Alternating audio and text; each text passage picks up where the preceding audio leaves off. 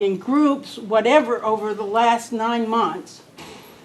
And the only thing I've heard him say negative about the police department at all is the lack of officers, which you talked about tonight and seem to be addressing, and the deplorable condition of the police station. I have only been in there once. It does not strike me as a very good police station. I'm sorry. It's extremely unprofessional. I would like my tax dollars to go into supporting our police and supporting our community. Thank you.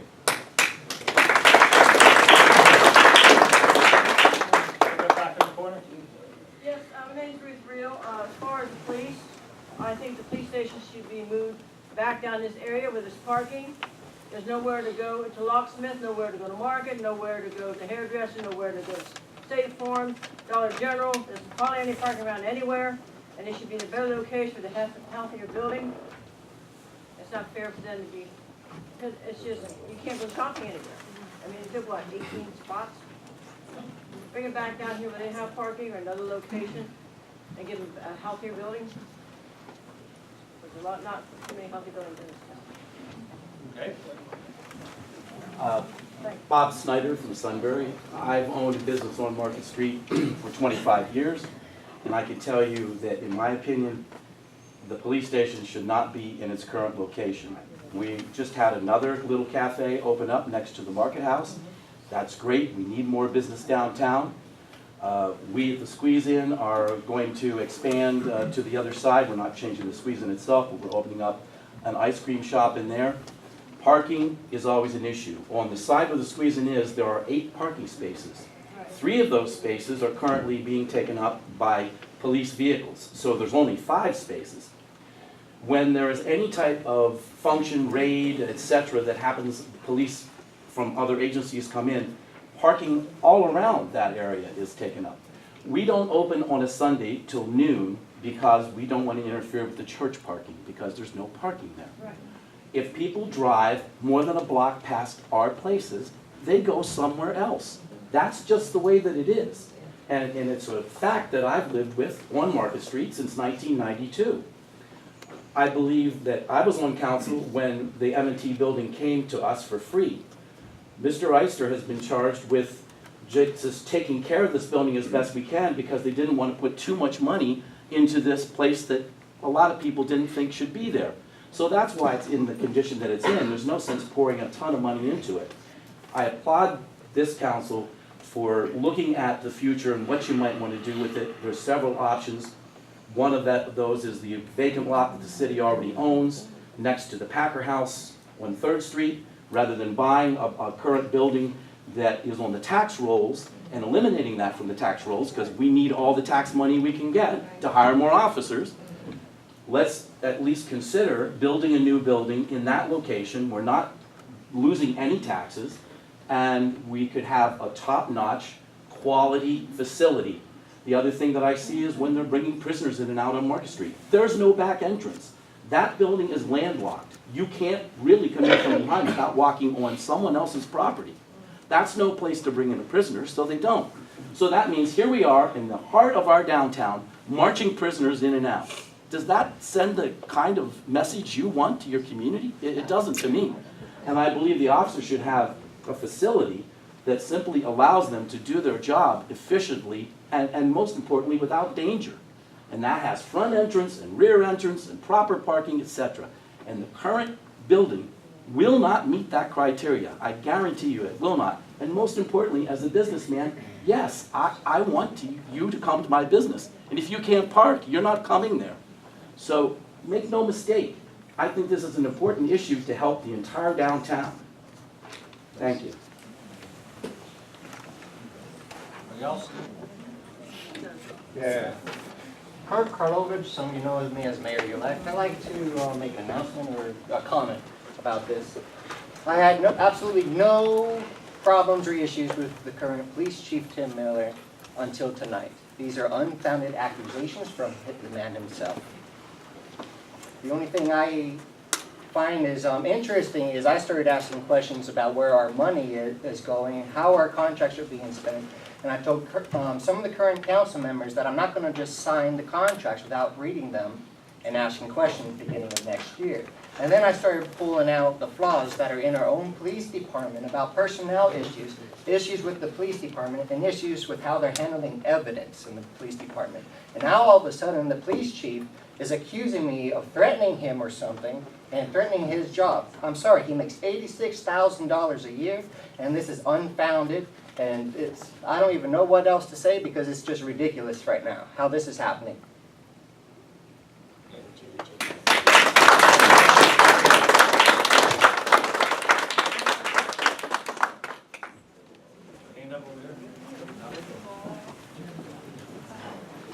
Okay, yes. At the end of the day, this should not be judged. And the state, I apologize, but that statement should not have been made to the media for this man to be judged when you don't even know if it's founded or not. It comes from an executive session, and then he makes these statements. That's why we have an investigation. It's not appropriate. That's why there'll be an investigation. The investigation. We've heard about your internal investigations in the past. We know how they go. We just tell you this was not internal. We just done telling you. Go ahead. I understand, It's but going to be handled externally by the Labor and Employment Law firm, exactly for that purpose, to make sure that it is going out to a third party that will handle this from a neutral standpoint. perfect. But at the end of the day, after an executive session, that statement should not have been made to the media, because it's going to be judgment by media. You were worried about social media, David, and you didn't want to run for mayor this time. Now you're going to allow the mayor-elect to be judged in the media. We have nothing in this, other than doing an investigation. David, you were in the Nobody else executive. All right. He's Okay. I'm sorry, I want to get back. I had a question. Anybody that hasn't already talked? I had a question real quick. You've talked 3 times already, sir. How about that gentleman right there? Hi, my name's Nathan Savage. I'm a lifelong Sunbury resident, and I want to offer a bit of a new perspective tonight. I hear a lot of things going on. Chief Miller, I've never met you personally. I think you're doing an awesome job. Yeah.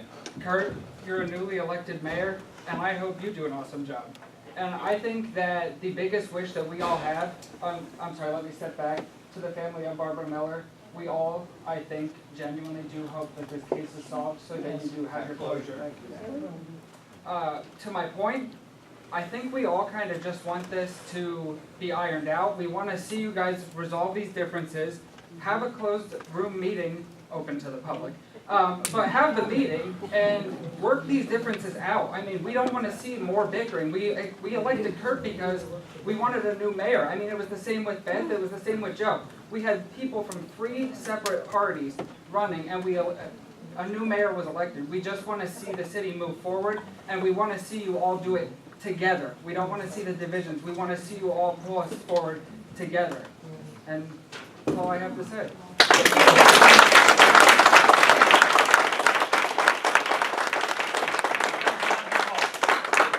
Anybody else that hasn't talked?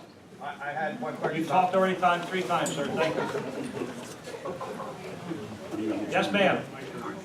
My name is Lisa Miller, and I just have a question. Why was it that all this information has come out on Facebook, that's been read that's able to be seen by the public, from the mayor-elect, and from everybody else? That's where I got my information from. And I'd like to know how it got on Facebook. I don't do anything with Facebook. No, I know, Don't I believe in it, understand not that, true but I'm on just it, so I saying, don't this is believe where look a at lot it. of the information that I'm reading, and a lot of people are reading, Some and people put that on, yeah. and it came through, it looked like from the mayor-elect, and Such from a other thing people as in the a- city of Sunbury. Fake news. Okay.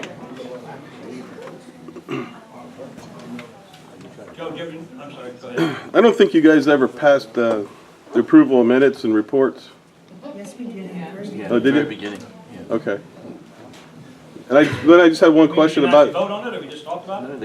I thought you went right from the caring awards right into something else. Okay. So there was no recreation meeting, no report from the recreation or building maintenance? Because we haven't had one of those all year, I'm just, There was no health department, there was no police pension board, no redevelopment authority, no recreation? no recreation for this either, no. Okay. When these aren't here, are they available then after the meeting? Like eventually, do they turn them in late or do they just not do them? Some of them don't get done, some of them turn them in late. They all have the deadline. Okay. When you should get them in. Mr. Miller? Robert Miller, today I want to thank you for your tenure that you have gone through, and I appreciate all you have done for this city. For having bad mouthing the same thing from 3-4 different people every meeting, and you put up with it very well. And I just want to thank you for that. I want to thank you because we started out down in your little office when I first came to the council meetings. Yeah. And then we moved, and everybody wanted out of the city, or in the city, someplace else. We went to YMCA, who came? The ones that came in the city. And then we moved up here, and then moved over. I just want to thank you for your dedication to the city. I want to thank Jim, Rick, Beth, and Dale. I want to thank all of you for the things you have done for this city.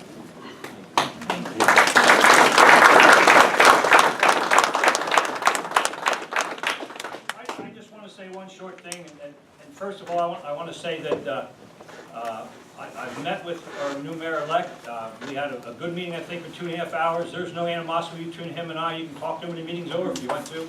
I'm the mayor till, I guess, 4:30 on January the 1st.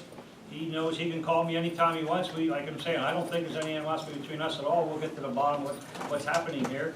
But I want to assure you that I'll do my job until January the 1st, or January 2nd, I guess it comes down to. I do want to just pretty much thank everybody because you allowed me to serve you for 24 years as a mayor, other years in other situations, but for the mayor. And it was truly an honor to be able to do that and work with a lot of good people. There's a lot of good people in this room. There's a lot of good people throughout the years that are here or aren't here anymore either. But it's always been great to be able to sit down and work no matter how if you agree or don't agree. But the bottom line is if you can sit down with people that truly care about the city and work towards a goal, get to that goal. And if that's a new and improved police department or if that's a new ice skate rink or whatever it may be. The opportunity to work with people to get that stuff done. And that's why I've always said this is the best part of government because you can actually help people at this level. I don't think they care about us in Washington, D.C. or no one, even Washington, D.C. But at this level you do, and it's been a truly honor to be able to serve you and to be able to do that. So other than that, I want to wish everybody a Merry Christmas and may God bless you all.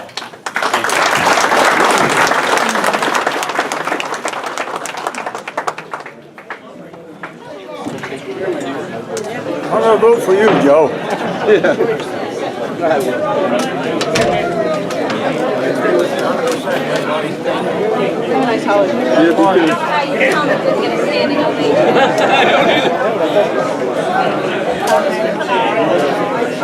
So is that definitely the last meeting? Is that definitely the last meeting of the year? Yeah, the other one's Christmas, and I don't think they're coming back. Well, we did before.